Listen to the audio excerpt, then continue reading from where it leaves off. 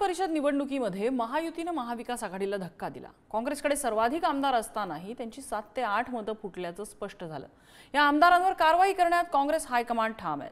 येत्या 19 जुलै रोजी काँग्रेसच्या बैठकीत फुटलेल्या आमदारांवरील कारवाईवर शिक्कामोर्तब केलं जाणार आहे। विधान परिषद निवडणुकीत काँग्रेसची जवळपास 7 मतं फुटल्याच्या शक्यतेवर आता शिक्कामोर्तब झाले। या फुटीर आमदारांविरोधात काँग्रेस हायकमांड ॲक्शन मोडवर आली आहे। तर पक्षविरोधी कारवाई केल्याबद्दल या 7 आमदारांवर कारवाई करण्याची शिफारस ही महाराष्ट्र काँग्रेसनं दिल्लीश्वरांकडे केली आणि यामुळे या फुटीर आमदारांना काँग्रेसमधून 6 वर्षांसाठी निलंबित केलं जाणार असल्याची शक्यता बोलली जाते। 19 जुलैला मुंबईत काँग्रेस कार्यकारिणीची महत्त्वाची बैठक। राज्यातील महत्त्वाच्या काँग्रेस नेत्यांसह के.सी. वेणुगोपाल आणि प्रभारी रमेश चेन्नीथलाही उपस्थित राहणार। विधान परिषद निवडणुकीत फुटलेल्या आमदारांवर कारवाई करा अशी मागणी राज्यातील काँग्रेस नेते करणार। फुटीर 7 आमदारांना काँग्रेसमधून 6 वर्षांसाठी निलंबित केलं जाण्याची शक्यता। त्या विचाराने लोक त्यांना मतदान करतात आणि स्वतःच्या फायद्यासाठी विचाराला मुठमाती देणारी कोणी व्यवस्था असेल त्यांना माफ केलं जाऊ शकत नाही। मी पण त्याच पद्धतीची नोट आमच्या प्रभाऱ्यांना लिहून दिलेली आहे। हायकमांडशी पण माझी चर्चा झालेली आहे। त्यांचाही सूचक आहे ते आज उद्या निर्णय होईल आणि कारवाई अटळ आहे। काँग्रेस का वैचारिक भूमिका संपली आहे। काँग्रेस ही फक्त खुर्चीच्या फेविकॉलनी चिटकली आहे आणि म्हणून आज काँग्रेसमध्ये जिकडे बघाल तिकडे एक असंतोषाचं वातावरण आहे। नाही, क्रॉस वोटिंग तर तेव्हाच होईल ना जेव्हा त्यांच्या पक्षात असणाऱ्या नेत्यांच्या संदर्भात, पक्षाच्या विचाराच्या संदर्भात, पक्षाने ज्या पद्धतीने काम केलं त्याच्या संदर्भामध्ये नाराजी जेव्हा होती तेव्हाच ते क्रॉस वोटिंग करतील ना। अशी क्रॉस वोटिंग कधी करेल का? विधान परिषदेच्या निवडणुकीत राष्ट्रवादी काँग्रेस शरदचंद्र पवार गटाचे पुरस्कृत उमेदवार शेतकरी कामगार पक्षाचे नेते जयंत पाटील यांना पराभवाचा सामना करावा लागला। महाविकास आघाडीकडे पुरेसं संख्याबळ असतानाही त्यांचा पराभव झाल्यानं महाविकास आघाडीतील आमदारांची मतं फुटल्याचं स्पष्ट झालं।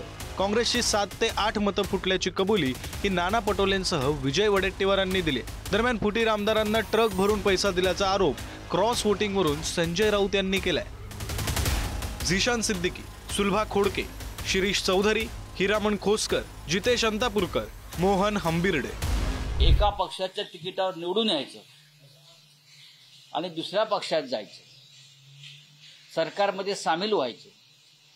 एका पक्षाच्या तिकिटावर निवडून यायचं आणि गुप्त मतदान असल्यामुळे पैशाच्या आमिषाला कोट्यवधी रुपये घेऊन दुसऱ्यांना मतदान करायचं आणि त्या संदर्भात न्यायालयामध्ये दाद मागितली तर न्यायालय तारखांवर तारखा देतात। ज्या प्रकारचं क्रॉस वोटिंग करून घेतलं पैशाच्या बळावर, पैशाच्या ताकदीवर, ते सुद्धा संविधानाची हत्या आहे। याच्यावर न्यायालय काय करणार आहे? पहिलं पसंतीचं मतदान मी मिलिंद नार्वेकर साहेबांना दिलं, कुठल्या कोपऱ्यात दिलं। दुसऱ्या पसंतीचं मतदान जयंत पाटील साहेबांना दिलं, कुठल्या कोपऱ्यात दिलं। तिसऱ्या पसंतीचं मतदान सत्तावताईला दिलं, ते कुठल्या कोपऱ्यात दिलं। हे सगळं व्यवस्थित मतदान केलेलं आहे। याच्यामध्ये माझी बदनामी कालपासून ती चाललेली आहे। ही सब चुकीची आहे। जे काही आमदार फुटले त्या आमदारावर त्यांनी कारवाई करून ते कोणी बोलू शकत नाही, त्यांची ताकद नाही त्या आमदारांना बोलायला। परंतु माझ्यासारखा एक गरीब कार्यकर्ता नाना पटोले साहेब असतील, वरिष्ठ असतील, त्यांनी कुठेतरी थांबवलं पाहिजे। विधान परिषद निवडणुकीत काही आमदार फुटणार असा दावा काँग्रेस आमदार कैलास गोरंट्याल यांनी केला होता। तर दुसरीकडे कैलास गोरंट्याल यांनी क्रॉस वोटिंग केल्याचा आरोप शिवसेना नेते अर्जुन खोतकरांनी केलाय। यावरून कैलास गोरंट्याल यांनी अर्जुन खोतकरांना खुलं आव्हान दिलंय। पेपरला जे महाराष्ट्र टाइमने जे सांगितलं किंवा जे काही आमदार फुटलेले आहेत त्या आमदार फुटण्यामध्ये तुमच्याही आमदाराचं नाव आहे, तर मी ते लोकांना सांगितलं, फक्त बाकी काय सांगितलं। आणि त्यांची ते पहिल्यापासूनच भाजपची आतून मी तर माझ्या काँग्रेस पार्टीचा पक्षाचं काम केलं या लोकसभेमध्ये। तुम्ही कोणाचं काम केलं?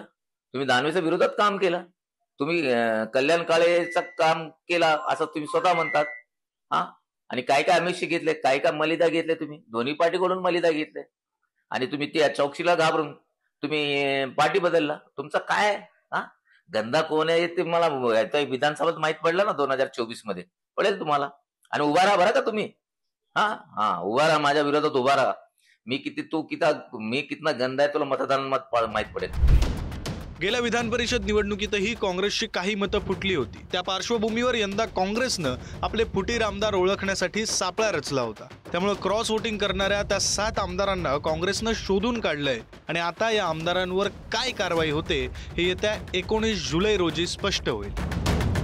अजय माने, पुढारी न्यूज, मुंबई.